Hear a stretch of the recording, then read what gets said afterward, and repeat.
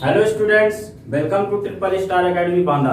तो स्टूडेंट्स, आज मेरा यह रिप्रोडक्शन इन ऑर्गेनिजम्स का 5वां लेक्चर है। तो आज इस लेक्चर में हम डिस्कशन करेंगे सेक्सुअल रिप्रोडक्शन का, यानी कि लैंगिक जनन क्या है, इसके बारे में हम पढ़ेंगे।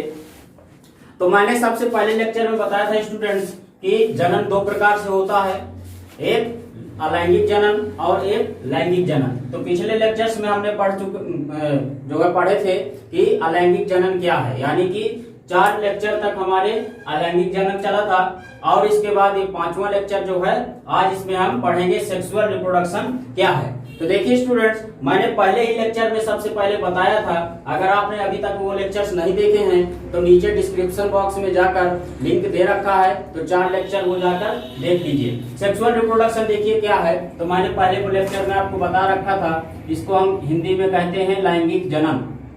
लैंगिक जनन, तो इसको मैंने बताया था कि जिसमें 2 पेरेंट्स इन्वॉल्व हों या क्या हों, यानी कि दो जनक हों। अब कैसे जनक हों? दोनों जनक विपरीत जनक हों। कैसे हों? विपरीत जनक हों, यानी कि एक मेल हो तो दूसरा क्या हो? फीमेल हो। यानी कि एक जनक मेल हो और दूसरा जनक कैसा हो? फीमेल हो। तो उसको हम क्या कहते हैं? उसको हम कहते हैं सेक्सुअल रिप्रोडक्शन। क्या कहेंगे? Sexual reproduction. तो देखिए, इन मेल और फीमेल से, इन जनकों से क्या होता है कि नए संतान की उत्पत्ति होना। क्या होना? नए संतान की उत्पत्ति होना क्या कहलाता है? लैंगिक जनन कहलाता है। क्या कहलाता है? लैंगिक जनन कहलाता है। तो आज हम इसमें पढ़ेंगे कि ये किस प्रकार से नई संतान बनती है। ठीक है स्टूडेंट, ये अगर इसकी आप परिभाषा लिखना चाहें तो लिख सकते हो कि इसमें युग्मकों का निर्माण होता है,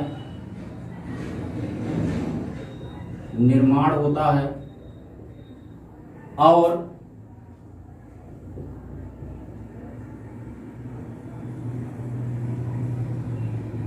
संलयन होता है। किसका संलयन होता है? युग्मकों का संलयन होता है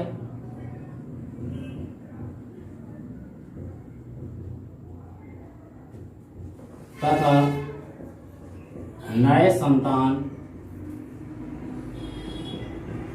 की उत्पत्ति होती है। ठीक है स्टूडेंट्स, अब हम इसके देख लेते हैं अभिलक्षण, यानी कि इसके कैरेक्टर क्या क्या हैं।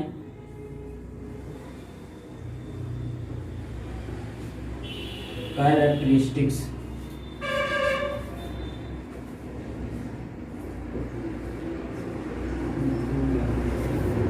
तो स्टूडेंट्स इसके अगर अभिलक्षण की हम बात करें तो सबसे पहले आप बताओगे इसमें पहला नंबर कि यह है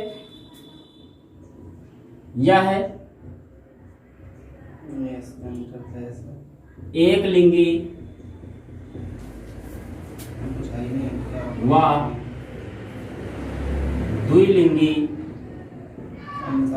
दोनों प्रकार के जीव हो सकते हैं। कैसे हो सकते हैं? यह एक लिंगी व द्विलिंगी दोनों प्रकार के जीव हो सकते हैं। दूसरा नंबर बताओगे, इसमें विपरीत जनकों की आवश्यकता होती है। इसमें विपरीत जनकों की आवश्यकता होती है। तीसरा नंबर बताओगे आप, तीसरा नंबर में बताओगे कि इसमें एक ही प्रजाति के जीव होना जरूरी है। अर्थात इसका मतलब क्या है कि यानी कहने का मतलब, अगर मनुष्य हैं तो मनुष्य के ही विपरीत जनक होने चाहिए। यानी कहने का मतलब, मनुष्य प्रजाति है तो मनुष्य का एक मेल हो और एक क्या हो? फीमेल जनक हो, तभी ये संभव हो सकती है प्रक्रिया, अन्यथा ये प्रक्रिया संभव नहीं होगी। चौथा नंबर बताओगे स्टूडेंट्स कि इसमें संततियां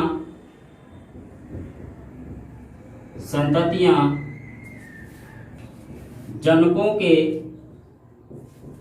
समरूप या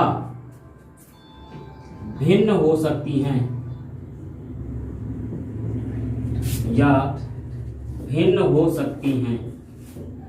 क्या मतलब है इसका? यानी कि इसमें जो संततियां हैं वो बिल्कुल जनक के समान भी हो सकती हैं। किसके समान? जनक के समान भी हो सकती हैं, या फिर जनक से विभिन्न भी हो सकती हैं। कैसी हो सकती हैं? उनसे भिन्नताएं भी उत्पन्न कर सकती हैं। ठीक स्टूडेंट्स, तो ये इसके हो गए अभिलक्षण, यानी कि इसके कैरेक्टर क्या क्या थे ये हमने देखे। अब तो स्टूडेंट्स अब हम बात करेंगे लैंगिक जनन की।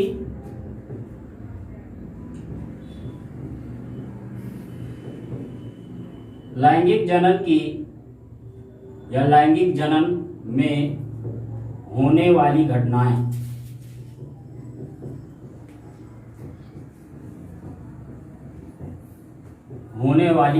स्टूडेंट्स, ये बोर्ड एग्जाम की दृष्टि से बहुत इंपॉर्टेंट है।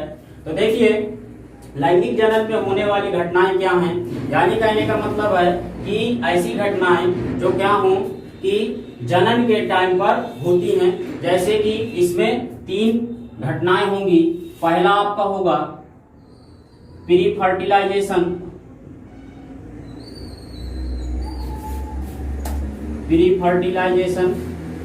इसको हम कहते हैं निषेचन पूर्व घटना। सेकंड नंबर बताओगे फर्टिलाइजेशन,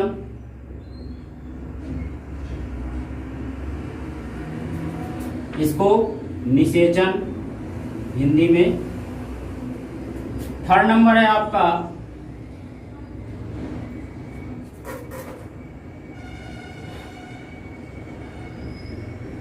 पोस्ट फर्टिलाइजेशन।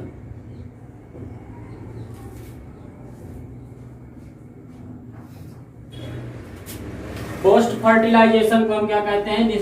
निषेचनोत्तर घटना, या इसी को हम कहते हैं निषेचन पश्चात घटना। तो स्टूडेंट्स एक एक करके हम पहले पढ़ते हैं। तो पहला हम पढ़ेंगे प्री फर्टिलाइजेशन। प्री फर्टिलाइजेशन क्या है इसको हम पहले देखेंगे।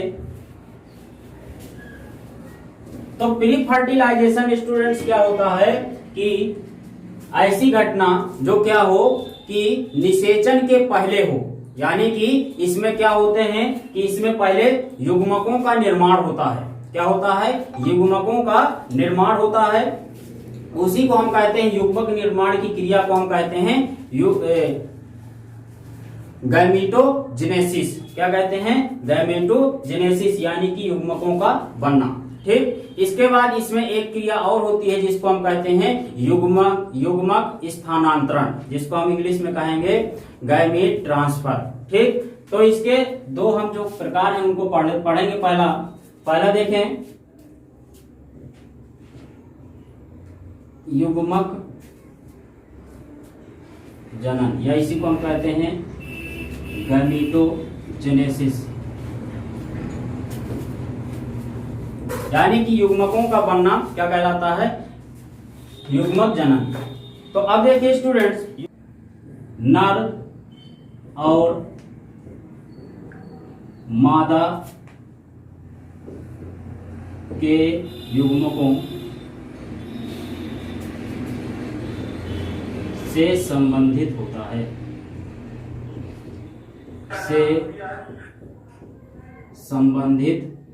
है, ठीक है स्टूडेंट्स, यानी कि यह युग्मक जनन की प्रक्रिया नर और मादा के युग्मकों से संबंधित है। यानी कि इसमें नर के युग्मक बनेंगे और मादा के युग्मक बनेंगे। ठीक है स्टूडेंट्स, इसके बाद इसकी जो दूसरी क्रिया है उसको हम क्या कहते हैं?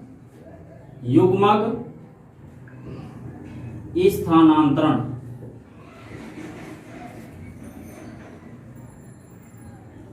Gamete transfer. ठीक है स्टूडेंट्स, देखें युग्मक स्थानांतरण क्या है, तो आप बताओगे कि युग्मकों का संलयन होना। क्या होना? यानी कि नर के युग्मक और मादा के युग्मक दोनों का क्या हो जाना, संलयन हो जाना या निषेचित हो जाना या पास पास आ जाना, क्या हो जाना, पास पास आ जाना, उसको हम क्या कहते हैं, युग्मक स्थानांतरण। जैसे मान लीजिए कि एक युग्मक यहां पर है, एक युग्मक ये नर का इधर है और इधर मादा का युग्मक है, ठीक। तो अब ये पास पास इनको निषेचन के लिए क्या होना पड़ेगा, पास होना पड़ेगा, यानी कि दोनों को एक दूसरे के संपर्क में आना पड़ेगा। तो यह कैसे होता है, तो इसकी भी दो जो है प्रकार होते हैं। एक होता है बाह्य निषेचन और एक होता है आपका आंतरिक निषेचन, ठीक स्टूडेंट्स। तो वो अगले स्टेप में हम पढ़ेंगे। तो देखिए यहां पर अब हम थोड़ी सी और बात करते हैं युग्मक जनन की। तो युग्मक जनन देखिए दो प्रकार का होता है, एक समयुग्मक यानी कि इसको हम कहते हैं होमोगैमीट।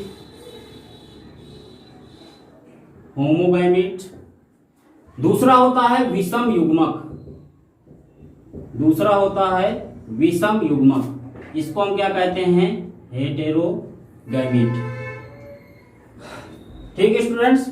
समयुग्मक और विषम युग्मक ये दो प्रकार का होता है। सम का मतलब समान युग्मक, विषम का मतलब भिन्न भिन्न युग्मक। जैसे बात करें हम समयुग्मक की, तो इसमें जो है समयुग्मक का मतलब है कि जैसे नर के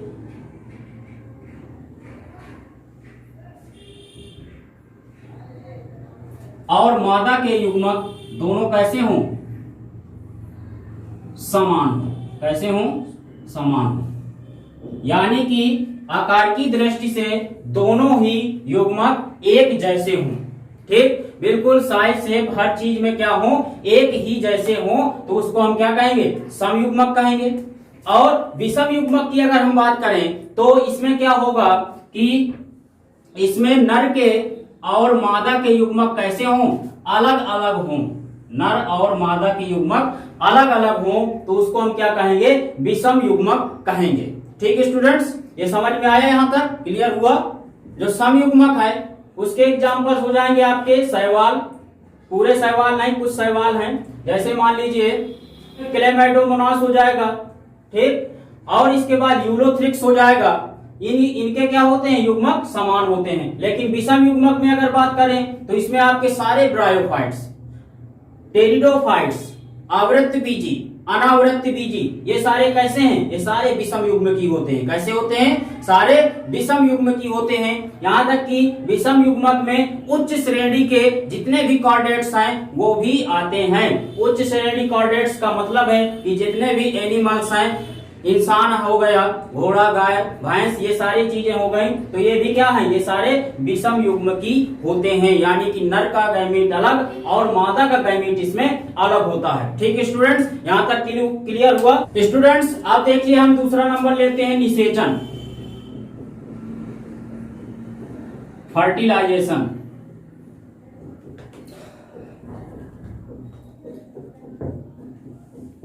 फर्टिलाइजेशन क्या है, तो आप बताओगे युग्मकों का निषेचित हो जाना या युग्मकों का संलयन हो जाना। जैसे मान लीजिए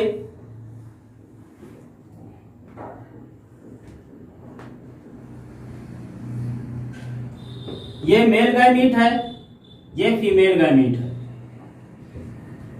ठीक, और इन दोनों में क्या हो जाना, आपस में ये संलयन हो जाए, यानी कि फ्यूजन हो जाए, आपस में ये दोनों फ्यूज हो जाएं, मिल जाएं, तो इसको हम क्या कहते हैं, निषेचन कहते हैं, ठीक स्टूडेंट्स। अब देखें निषेचन में दो प्रकार का निषेचन आपने पढ़ा होगा। एक होता है बाह्य निषेचन, बाह्य निषेचन, इसको हम कहते हैं इंग्लिश में एक्सटर्नल फर्टिलाइजेशन। दूसरा नंबर है आंतरिक निषेचन, आंतरिक निषेचन, इसको हम कहते हैं इंटरनल फर्टिलाइजेशन, ठीक है स्टूडेंट्स। देखें बाह्य निषेचन का मतलब क्या है कि नाम से ही पता चल रहा है कि जिसमें बाहर निषेचन हो, यानी बाहर निषेचन का मतलब है कि इसमें शरीर संपर्क में ना आए, क्या हो, इसमें शरीर कोई भी संपर्क में ना आए, उसको हम क्या कहेंगे, बाह्य निषेचन। जैसे मान लीजिए आपके उदाहरण मछली, मेढक, ये क्या है, और भी बहुत सारे उभयचर, तो ये क्या होते हैं, ये बाह्य निषेचन की प्रक्रिया करते हैं। कैसे, इसमें नर क्या करता है कि नर अपने स्पर्म्स को क्या करेगा, पानी में छोड़ देगा, और जो मादा है यानी कि फीमेल है वो अपने जो ओवम है, अंडाणु है, वो अपने पानी में छोड़ देंगे। इसके बाद जैसे मान लीजिए कि पानी का बहाव जिस तरफ चल रहा है, जिस तरफ पानी का बहाव चल रहा है, तो उसी तरफ से स्पर्म क्या होंगे, वो बहते हुए किसी मुहाने पर पहुंचेंगे, यानी कि जहां से मोड़ होगा, उस जो है पानी का जो जहां पानी भराव है, तो वो पानी जहां से मुड़ा होगा, तो उस मोड़ पर जो अंडे होंगे, तो उसी अंडे में जाके स्पर्म फ्यूज हो जाएगा, संलयित हो जाएगा। तो ये क्या हुआ, ये बाह्य फर्टिलाइजेशन हुआ, और ये बाह्य फर्टिलाइजेशन अच्छा नहीं होता। यानी अच्छा होने का मतलब है ये कि अगर 10,000 अंडाणु हैं और 10,000 स्पर्म्स हैं, तो उसमें कम से कम 1-2 हजार या अधिकतम ही 1-2 हजार ही उसमें जो है निषेचित हो पाएंगे, यानी कि जाइगोट उसमें 1 से 2 हजार ही बन पाएगा। बाकी क्या होते हैं, बाकी या तो इधर उधर बिखर जाते हैं, या फिर अगर जाइगोट बन भी गया है तो उसमें कुछ जो परभक्षी हैं वो उनको खा जाते हैं। ठीक, तो इसलिए इसको बहुत अच्छा निषेचन नहीं माना जाता। और जो आंतरिक निषेचन होता है वो शरीर के संपर्क में होता है, शरीर के अंदर होता है। ठीक, तो इसमें माध्यम की आवश्यकता पड़ती है, यानी कि अपने जो स्पर्म्स हैं वो फीमेल के शरीर में अंदर जो है प्रवेश कराना पड़ता है, तो इसको हम क्या कहते हैं, आंतरिक निषेचन। ठीक, इसमें जितने भी कार्डेट्स हैं, उच्च श्रेणी का जो है कार्डेट्स आगे जितने भी हैं, मनुष्य हैं, एनिमल्स और हैं, तो वो क्या होते हैं, उसमें सब में आंतरिक निषेचन होता है। ठीक स्टूडेंट्स, ये आपको समझ में आया होगा यहाँ तक। तीसरा नंबर पढ़ेंगे,